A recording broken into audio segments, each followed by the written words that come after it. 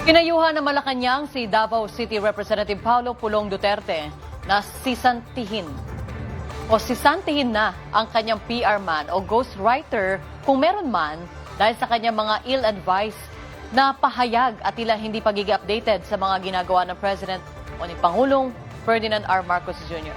Ito po ang tugon ng palasyo matapos sikayatin ni Congressman Duterte ang Pangulo na isa-isahin ang kanyang mga nagawa kaakibat ng pagsasabing hindi umano mananalo ang Pangulo noong 2022 elections kung hindi dahil sa kanyang naging katandem na si Vice President Sara Duterte.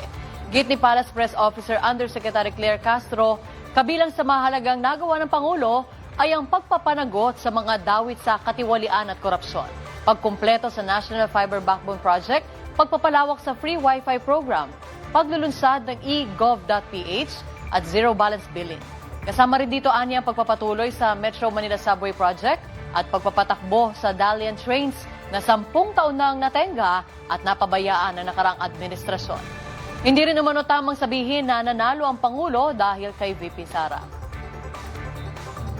Sino po ba nagtatrabaho? At sino po ba nagbabakasyon?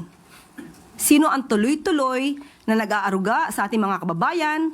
At sino rin ba yung tuloy-tuloy na wala sa bansa?